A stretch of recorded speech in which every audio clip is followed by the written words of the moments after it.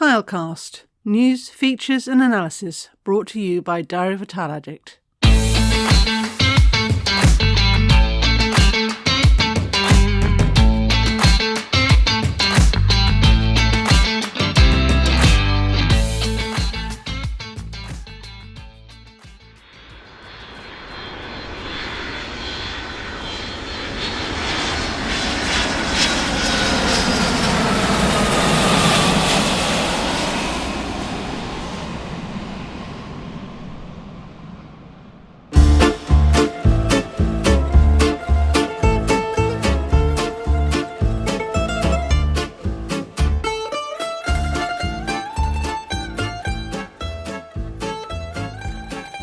Okay, first of Cersaie is over. So, what do we see, Joe? Give us your overview. Right. Well, the first thing we saw was what we didn't see, which was wallpaper effect tiles. After last year, when they were absolutely everywhere, I was expecting to see more this year, and they were conspicuous by their absence, I thought. But what we did see were a lot of people bigging up their tiling heritage. So I've been coming to the show for a long time, and the last person I can remember seeing hand painting a tile was Marlborough Ceramics, way back when, and there were several we saw today where there were people actually hand decorating ceramics, and there were lots of timelines around. Perhaps that's down to the 40-year theme of this year's show, but lots of people showing what they did in the 70s, 80s, 90s, etc. Quite interesting. How about you, Han? I thought there were a lot of wallpapery. Maybe our definitions of wallpapery are different, whereas I see anything that's a large-scale decorative piece, I just lump that into the wallpaper effect pile. Maybe you think that they belong somewhere else. Well, I suppose I was defining it as the 1 by 3 metre continuous pattern ones that were designed to be used next by next. I haven't seen many of those. I saw a few book match marbles and that sort of thing, but the ones which had the big tropical foliage or the roses or things like that, I wasn't seeing them today. No, well, in comparison to last year, definitely there weren't so many, but there were quite a lot of tropical things last year, definitely. Tropical still very much everywhere. It has been, I think, since 2019 at least. It may be depending which hall you're in. As I say, this is only after the first day. Which halls were you in?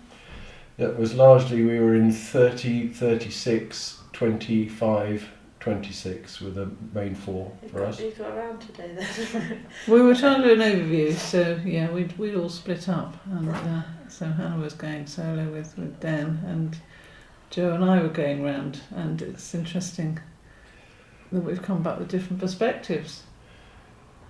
Yeah, I mean, there obviously were one or two outstanding kind of things which you could maybe put in the wallpaper effect thing, like that boxed pattern, dado level, I don't know what you call it, patterned coloured one. The pinky and the green and the creamy. Yeah, but I don't know what. Like a wood. Looked like panelling, yes, yeah. It looked like panelling. That's the first time I've seen that. Yeah, first time I'd seen it as well. Had some interesting shaded effects, and it was very three-dimensional. Yeah, I thought trying to camouflage grout lines was quite a thing. There seemed to be a lot of, trying to make a big mess of a tile without really seeing the lines. I think it was particularly where there was a vertical three-dimensional pattern, and it was like the grout lines disappeared because of the way it was put together.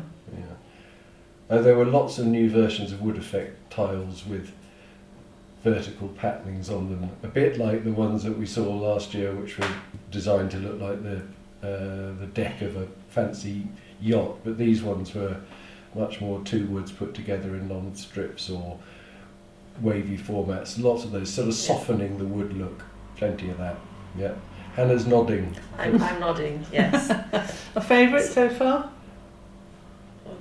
Favourite tile or favourite look? Neither. Okay.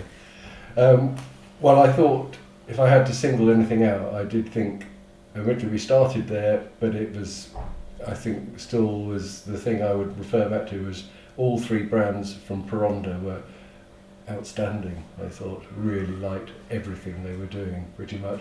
I love their coloured 3D rectangular tiles, which you could use either like waves or as folded linen. Thought they were beautiful. I really liked some of the new polished effects with the very soft detailing. Thought they were lovely. And I quite like some of the micro finish split face stone effects that we're seeing around the place. I think they're nice. Mm-hmm. And that, hard to describe it, but that one little U-shaped curly decorations on a stone format, going to have to come up with a name for it, but it looked like... Wormy is what Mum said when she... Yes, yeah, it was like micro-wormy. We're going to have to come up with better words for it, but I really like that. Something more appealing. Yeah. For me, I think it's because it was a surprise to come across it, was the TN Corporation, the Japanese, with the hand-painted... Yes, I love those. The hand-painted pieces, I think they had blue and pink, and they were just really quite I thought their whole stand was exquisite. Yeah. There's something very small and considered about them. You can just see the contrast with you come from these massive stands with all these massive patterns or stone effects, and then you just see out the corner of your eye this little, I don't know, watercolour. No, I thought their stand was beautiful. I did have to go on and just say to the bloke, we're big fans, because as it turns out we are. The little wormy one, by the way, I've just looked back at my photographs. It was ABK. It's called Curve. It's that one. It was part of a range of Yes, it was done by an external designer whose name is currently escaping me, but you'll be able to tell me who it was, I'm sure. I think that was Paolo Nerone. Absolutely, that's exactly who it was. Yeah, okay. No, I thought all their effects were really nice, but it was a very interesting stand. The whole of the ABK group came over well, I thought. As they did last year, actually. They did make quite a big thing of the cooking. Yeah. But Francesco Di Maio, I'm a big fan. I really like the green floral shower installation. That was lovely. Yeah. Did you see 41042's Sodai? I don't know how to say it. I haven't. Didn't get to the 41042. There was a lot of colour, a lot of pattern. It was, I would class them as wallpaper effects. They had, I can't remember the names of them all now, but they were so a vibrant teal, for example, with a pink relief decor, drawing a lot of these combinations. Really very nice to look at. I enjoyed that stand a lot. And I think the displays, the large scales, aren't actually tiles. So I was a bit confused when I walked in there and I felt them and I was thinking these aren't tiles. But then the smaller ones on the sides, you could tell, okay, this is a plan, I presume. Mm-hmm. They were very cool, very pretty. And colours? Anything new? I saw a lot of mustard, but maybe I was looking for it. I think it was pretty much as we'd predicted. It's very similar to what was last year, but slightly more intense, and particularly strong in the blue and blue-green ones, the kind of ones we will argue about as to whether it is blue or whether it's green. Saw a lot of those, ones that they had basically softed out of and called them sky, which seems to me had opened it. And we saw a lot of quite intense brick red, blood red, that kind of colour, either as a big field tile where it was very much about the dark clay look, or as an accent colour where it was more about the look. But the other things I think we were predicting, the paint or stucco effect ones, which is all about the materiality, we did see those. I managed to find a couple examples of my cubist prediction, but that's probably because I was definitely looking for it. And maybe you can find anything if you really want to find it. Well, there probably is something for everybody, isn't there, in terms of patterns and colours. But definitely the 3D elongated piece that you can use on curves, we did see that because people were demonstrating them on curves, so that definitely was was out there, and I think they were really nice. I feel like I saw quite a bit of the 90s seeping in with this, I don't know what to call them, almost bubblegummy. Imagine a young girl's bedroom in the 90s, maybe these light purples, pinks, blues, maybe a bit more vivid oranges. I think I saw quite a few of them that it stuck out to me, and I've been making a list. Yeah, I think the other thing that we particularly noticed were like a marble effect with something like it been overlaid over the top of it. So like a sort of almost like a shadow decor, or could have been metallic. They were doing them in Vitrosa effects. They were doing them in metallics, and so you kind of looked through the pattern to the stone, or was it the other way around? It was, you know. Was that the big? There was almost an art installation. There was one that was that was actually done like an art installation. You actually couldn't get right up to it because they'd made it so you couldn't walk From to it. one side it looked a bit like a petri dish growing something, until you went to the other side and you saw the veining and you realised what you were supposed to be looking at. Yeah. Yes, there was quite a lot of that sort of stuff.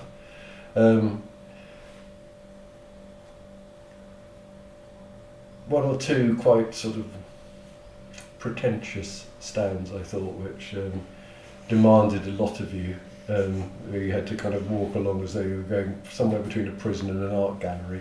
I wasn't sure which. Yeah, there were a couple of very art installations, weren't there? Yeah, and a few where they were kind of trying to enforce strict entrance codes, which always gets right up my nose. But maybe that's just me. I think they just want to know who's visited. I think that's fair enough. Yeah, but not when you have to go to a central desk to register before they'll let you into their stand, because their tiles are so very precious.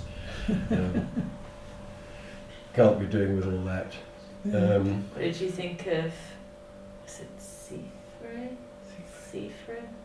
The stand with the big archway, and you go through a curtain. Did you see that?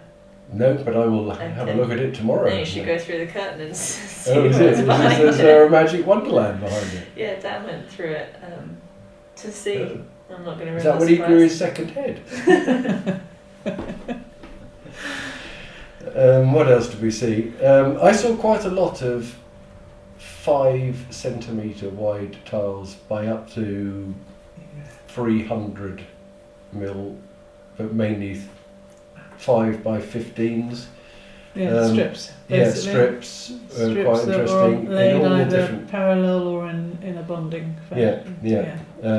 Saw quite a lot of that. Was quite surprised because from a distance I was assuming that they were ragged edge tiles that were designed to lock together, and then I realised they were individual pieces. Yeah, so you need to find the right tiler for that. You do need to find the right tiler. I can't think of who stand it was now, but it looked like torn bits of corrugated cardboard. Did you see that? Oh, it was called. I think it was called. Corrugated cardboard, corrugated I think iron. it was called. Corrugated cardboard. Carton, was it called? Yeah, I think it was called carton. Yes, that was Aparici then. Yeah. That was Aparici. Yeah. Yeah, no, I remember that one, that's good. Yeah, no. In fact, quite a few sort of distressed looking, trying to create a well-worn effect. Wabi-sabi. Right, whatever you say. Shabby chic. Shabby chic. I'll just keep saying random words about worn effects. And obviously they had the Francesco Cigarra on Peronda with one of those, where they had the Spanish and the Sicilian bars with some lovely distress finishes Which in them. was lovely. Annie did me the designer of those, so that was nice. Yes, we did. Had our picture taken with Mr. FS himself, so Yeah. that was good. So a lot of these images are up on the YouTube site at the moment, but obviously Hannah will be doing a lot more in depth as time goes on, and we will I'll be on Instagram. And she will be on Instagram, and there'll be a lot more tomorrow, although hopefully we'll be... And tune in tomorrow, we're going to be having a head-to-head, face-to-face, whatever you want to call them, with Betty Tandu, who's the editor of Tile Today in Australia. She's experiencing her first Cersaie, and she's going to tell us all about it. Yeah, fresh pair of eyes, be lovely. Nice to know what she thinks. Okay, guys. Well, we better go get something to eat, and we'll see you tomorrow. Ta-ra now. You've been listening to Tilecast, produced by Diary of a Tile Addict. To ensure you don't miss any future episodes, don't forget to follow us. You can also find show notes and receive updates on news feeds, articles, podcasts and videos direct to your inbox by subscribing to the diaryofatileaddict.com website. Get the inside track at Diary of a Tile Addict.